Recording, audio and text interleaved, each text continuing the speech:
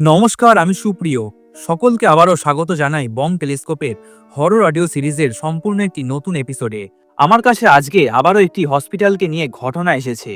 আজ আপনি যে ঘটনাটি শুনতে যাচ্ছেন এটা জড়িয়ে আছে একটা পুরনো হসপিটালের সাথে। দিনের বেলায় যেটা শুধুই ভাঙা দেওয়াল আর নীরব করিডর, রাত নামলেই সেই জায়গাটা অন্য কিছু হয়ে ওঠে।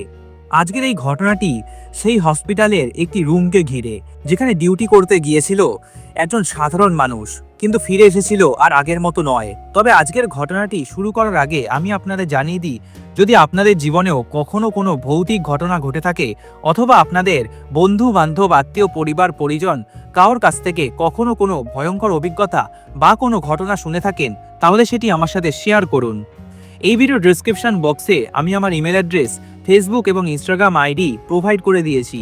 ওখানে গিয়ে আপনি আপনাদের ঘটনা আমাকে সুন্দর করে লিখে পাঠান। আপনারা যত বেশি ঘটনা পাঠাবেন তত বেশি ঘটনা আমি আপনাদের সামনে তুলে ধরতে পারবো। তাই দেরি না করে এখনই লিখে পাঠান। ফিরে আসা যাক আজকের ঘটনায়। পশ্চিমবঙ্গের একটি পুরনো সরকারি হসপিটাল। যিনি পাঠিয়েছেন তিনি নাম প্রকাশে অনিচ্ছুক। 22শে নভেম্বর 2018 সাল, রাত তখন 11:40। সৌরভ মুখার্জি, বয়স তার 26, একজন ইন্টার্ন নার্স। সৌরভের প্রথম নাইট ডিউটি। পুরনো হসপিটাল, দেওয়ালে ফাটা দাগ, বাতাসে ওষুধ আর হসপিটালের স্যাঁতস্যাঁতে গন্ধ।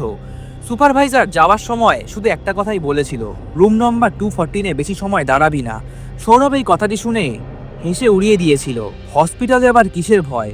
রুম 214 ছিল একটা আইসোলেশন ওয়ার্ড। ভেতরে একজনই রোগী। রোগীর নাম ছিল মৃণাল সেন। আনুমানিক বয়স তার 45। ফাইল অনুযায়ী আননোন ইলনেস, আনরেসপন্সিভ, ভাইটালস আনস্টেবল। রোগী সারাদিন কোনো কথা বলে না, চোখটা খোলা রাখে কিন্তু কারো দিকে তাকায় না। সৌরভ যখন স্যালাইন বদলাচ্ছিল, হঠাৎ রোগী ফিসফিস করে বলল, এটা এটা আমার রুম না। সৌরভ এই কথাটি শুনে চমকে উঠল। পরের সেকেন্ডেই রোগী আবার চুপচাপ। সৌরভ মনকে বোঝালো, হয়তো হ্যালুসিনেশন বা আধা ঘুমে কথা। রাত সেদিন 1:17। নার্স স্টেশনে বসে থাকা সৌরভ দেখে রুম 214 থেকে কলটা বেজে উঠেছে। সে দৌড়ে যায়। রুমে ঢুকে দেখে রোগী একই ভঙ্গিতে শুয়ে, কিন্তু কল বেলের সুইচ বিছানা থেকে 2 হাত দূরে। সৌরভ প্রশ্ন করে, আপনি কি কল দিলেন? রোগী ধীরে মাথা ঘোরায়। এই প্রথম সে সৌরভের চোখের দিকে তাকায়। তার চোখ দুটো অস্বাভাবিক বড়। তারপর সে বলে, আমি ডাকিনি, ও ডেকেছে, ও এখনো তোকে ডাকছে। সৌরভ জিজ্ঞাসা করে, ও মানে? কার কথা বলছেন আপনি? হঠাৎই রুমের লাইটটা একবার ফ্লিকার করে। রুম নাম্বার 214-এর পাশে পুরনো একটা বাথরুম। সৌরভ হাত ধোয়ার জন্য ঢোকে। আয়নার সামনে হঠাৎই দাঁড়িয়ে সৌরভ খেয়াল করে আয়নায় তার পেছনে আরেকজন দাঁড়িয়ে আছে। সৌরভ ভয় পেয়ে ঘুরে তাকায়, কিন্তু কেউই নেই। আবার আয়নার দিকে তাকাতেই দেখে সেই লোকটি এখন তার একদম কাছে। একটা ফিসফিস আওয়াজ ভেসে ওঠে, এটা আমার বেড ছিল। সৌরভ চিৎকার করে, বেরিয়ে আসে। সৌরভ সিনিয়র নার্সকে সব কথা বলে। সেই রাতে পুরনো রেকর্ড বার করা হয়।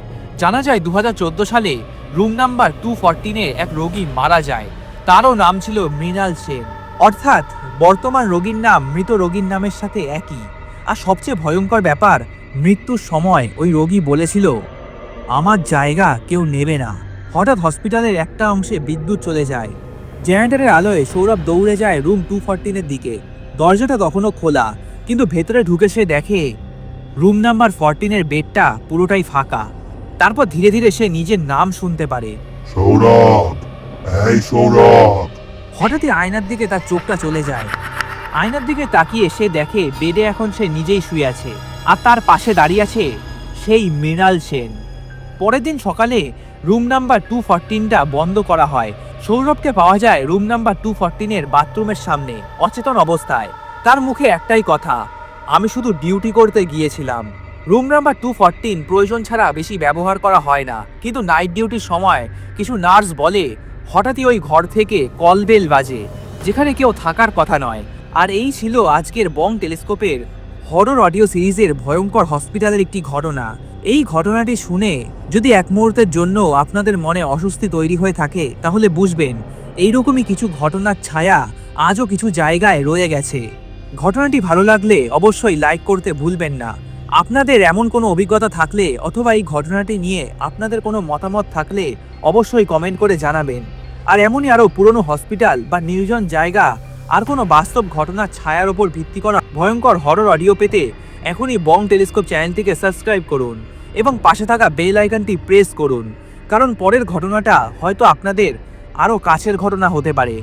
ততক্ষণ পর্যন্ত ভালো থাকবেন এবং সুস্থ থাকবেন। আমার কাছে বেশিরভাগ যখন সত্যি ভৌতিক ঘটনাগুলি আসে, এরকমই ছোট ছোট ভৌতিক ঘটনা হয়, তাই ঘটনাগুলি বেশি বড় হয় না। খুব শীঘ্রই দেখা হবে নেক্সট একটি এপিসোডে। ভালো থাকবেন এবং সুস্থ থাকবেন।